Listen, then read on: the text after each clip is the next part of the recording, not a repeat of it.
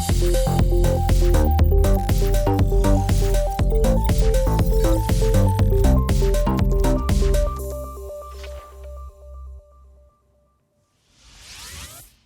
again everyone, and welcome back to Learn Linux TV. In today's video, what I'm going to do is walk you through the entire process of installing Ubuntu Server 24.04.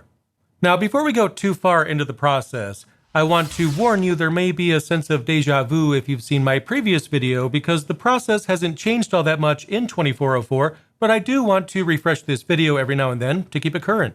But if you're new to Ubuntu Server, then you're seeing this for the very first time, and by the end of the video, you'll have your very own Ubuntu Server installation all set and ready to go. However, before we get started, I just wanted to take a moment to mention the fact that the official shop for Learn Linux TV has just been updated with brand new products. So head on over to merch.learnlinux.tv and check out what I have for you guys. If you're a distro hopper, you can get a distro hopper shirt, an apt install coffee shirt, which is one of my most popular items, and a whole lot more. So check out the shop and support the channel. I would really appreciate it. Now with all of that out of the way, let's get started and install Ubuntu Server 24.04. The first thing that we're going to do is download Ubuntu Server. In order to do that, we'll go to ubuntu.com/download/server. Now, of course, the URL might change sometime down the road. If in doubt, you can go to ubuntu.com, click on server, and then follow the path to get the download. Anyway, what's going to happen is you'll arrive at a page that'll look something like this. As of recording time, this is what the official download page looks like. And what we want to do is download 24.04 LTS. So I'll click on that. And as you can see, it's trying to download an ISO file. Now, I'm not going to finish this because I've already downloaded it and went through this entire process of creating installation media. But basically the goal, right now at least, is to acquire the Ubuntu Server ISO image, and that's exactly what we just downloaded. Once you have that, then this step is complete. Alright, so now we have the ISO image downloaded, but now that we have it downloaded, what do we do with it exactly? Well, what you do with it depends on what kind of install you want. So if you want to install Ubuntu Server on a physical server, then what you should do is download USB Imager. USB Imager will enable you to convert a flash drive into installation media for Ubuntu Server. What you'll do is give it the ISO image that we've downloaded, tell it what flash drive you want to use for this project, and then it'll do the rest. Just be advised, it will erase everything on your flash drive, so I'm going to assume that you've backed it up before you do this, but using the flash drive is the best way when it comes to a physical machine. At that point, you can boot your computer or server from the flash drive, and you should see the installer. Now, if you want a full walkthrough on using USB Imager, then I have a video just for you, and I'll leave a card for that video right about here, or somewhere on the screen. On the other hand, if you wanted to set up a virtual machine running Ubuntu Server 24.04, then the ISO image is all you need. You don't need a flash drive if you want to set up Ubuntu Server within a VM.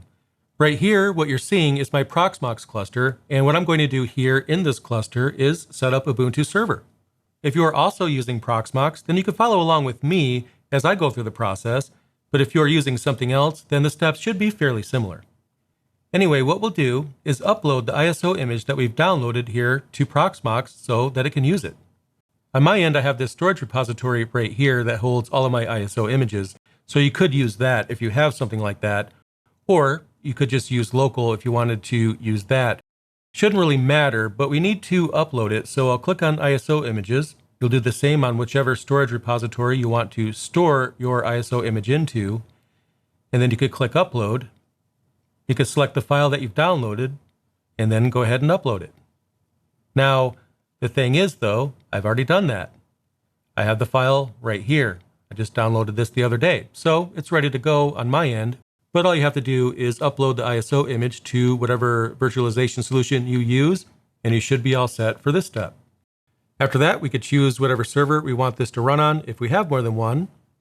What I'll do is click Create VM, and then I'll give it a very high number so it'll definitely stand out. How about 997? Let's see if that's used. Doesn't look like that's used right there, so I'll give it this name. Very clever, I know.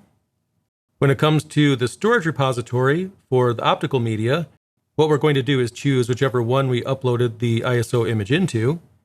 In my case, I added mine to this storage repository right here, and if I click this drop down, we should see it.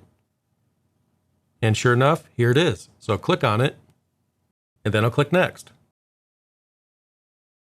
Now, if you are using Proxmox, and only if you are using Proxmox, or if your virtualization solution requires this, then you'll choose QEMU Agent right here. Again, Proxmox, you should definitely choose this, but you should have a similar guest tools or guest additions option with your solution. May not be called the same thing, but if you're using Proxmox, again, you want this. So we'll make sure that's selected. We'll click Next. For the disk, mine is defaulting to 32. That should be fine. I'll enable discard because it is an SSD. We'll click Next. I'll give it another CPU core. May as well, so you just give it however many CPU cores you want. Click Next. For the memory, I don't recommend anything lower than 2048. In fact, for the installation, I'm just going to bump it all the way up to 4 gigs. Now, you don't have to use all 4 gigs. When you're done installing Ubuntu Server, you can, of course, shrink this down. I just like to make sure that the installer has like a bunch of resources so it goes as quickly as possible, but that's not required. Again, I'll leave it up to you what kind of memory you want to assign to your virtual machine. But what I'll do is click Next. And then what I'll do, and I'll choose my VM subnet. A lot of people will just have one network here. That's okay if you don't have more than one like I do. But what I'll do now is click Next. I'll click this to start the virtual machine as soon as it's created. Then I'll click Finish. All right, so if we look right here, we have the virtual machine that I just created. So I should be able to access the console. Let's see if I can.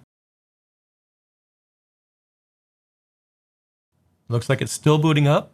So we'll give it another moment to finish. And here we are at the installer. Now, regardless of whether you're installing Ubuntu Server on a physical machine or within a virtual machine, you should arrive at the exact same installer. And what we're going to do on the first screen of the installer is choose our language. Mine is English, if you couldn't already tell, so I'll press Enter on that. And next, what we'll do is choose our keyboard layout. Now notice that Done is selected towards the bottom. If I was okay with the keyboard settings here, then I could just press Enter to go to the next screen. If you want to change your keyboard layout, you could just simply press the up arrow a couple of times here. You press Enter on one of these drop downs, and you could choose something else if you'd like. You could also choose a variant if you have one, and you could also attempt to identify your keyboard as well. My settings are correct already, so I'll press Enter on Done, and that takes me to the next screen. Now we're not going to choose to create a minimized server. That's beyond the scope of this video. I might do a specific video for that in the future. I just don't know as of yet if I will. Leave a comment down below if that's something that you would like me to do. But what I'm going to do is just leave the selection on Ubuntu Server.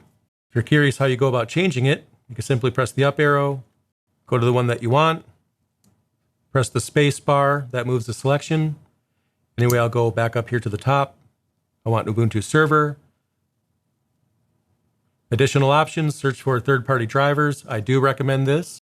For most installations anyway. If you know for sure that you don't need these, you can deselect this. But I just feel like people will have fewer problems if they choose this box. It'll just make sure that you have drivers for hardware that you might have if Ubuntu doesn't normally have it by default. Licensing is beyond the scope of this video. Long story made short, I recommend it. So we'll go down to Done here toward the bottom and press Enter. We'll get back to the video in just a moment, but I wanted to let you know that I have a brand new Linux course available, and if you're looking to get certified, then this one is right up your alley.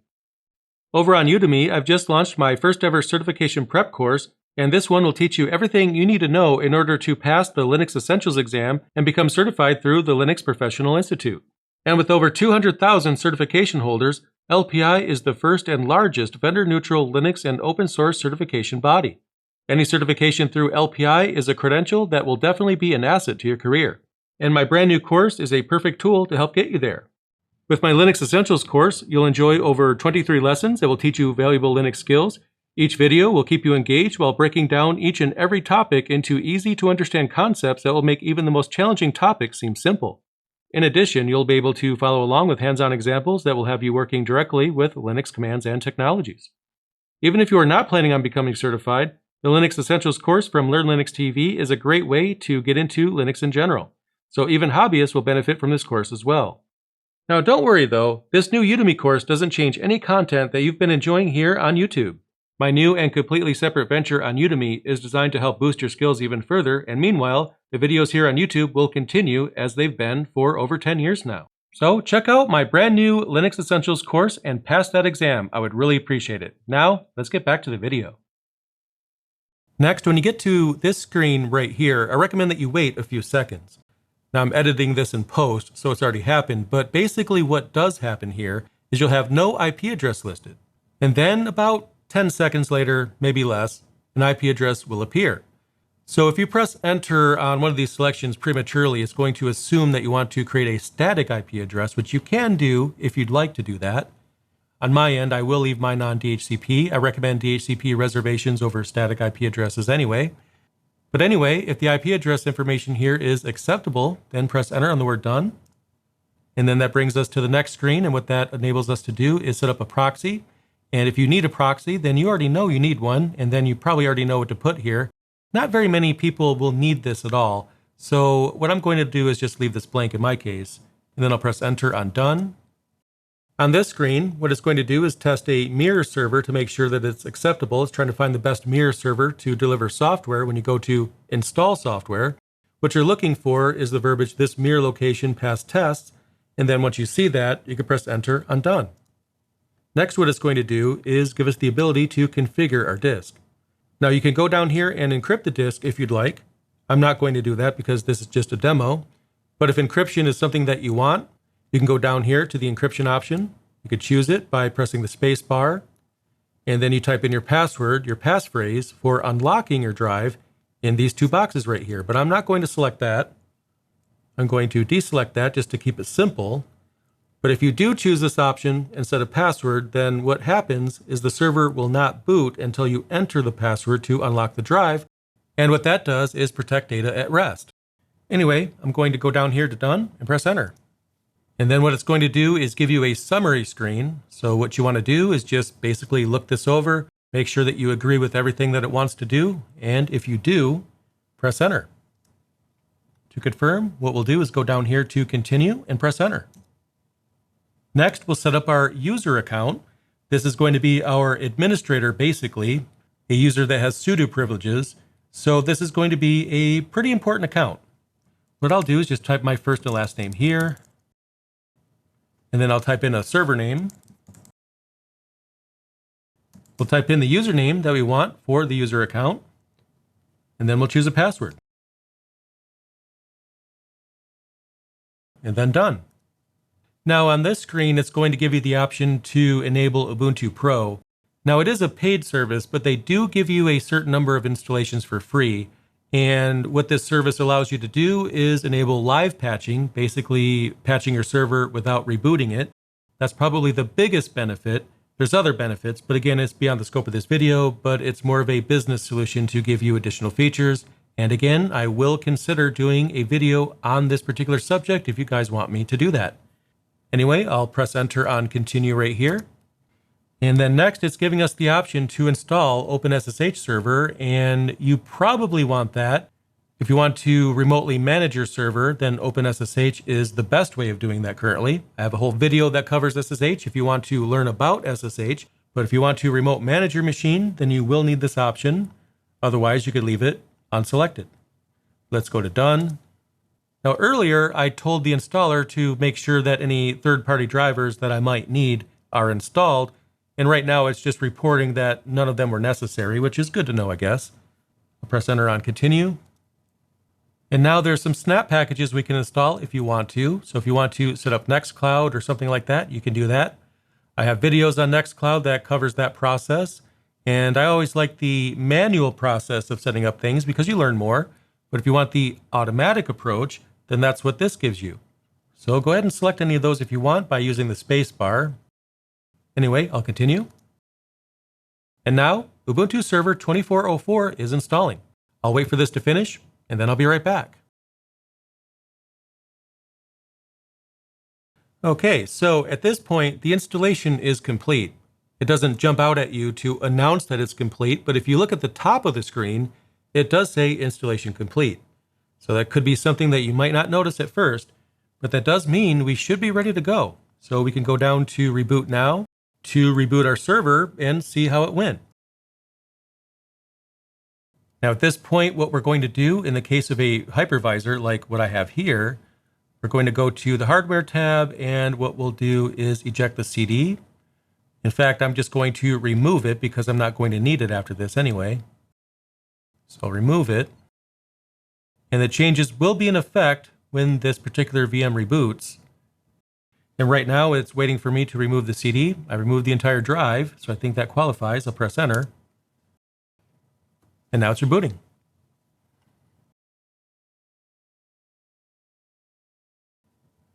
And check it out. Ubuntu Server is ready to go.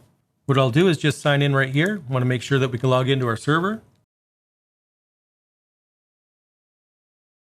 And I was able to do so. Anyway, check it out. We have an Ubuntu Server installation that's ready to go. Now, if you're wondering what you should do with your Ubuntu server, then what you can do is follow along with any of the tutorials on this channel. There's all kinds of fun projects and things you could build with your server, and I think you're going to have a lot of fun with it. Now, one thing I think you should definitely do is follow my Every Server video. It goes through all the things that you should do with a brand new server every time you set up a new server, so definitely check it out. Anyway, thank you so much for checking out this video, and I hope you enjoy your new Ubuntu server. Thanks for watching, and I'll see you in the next video.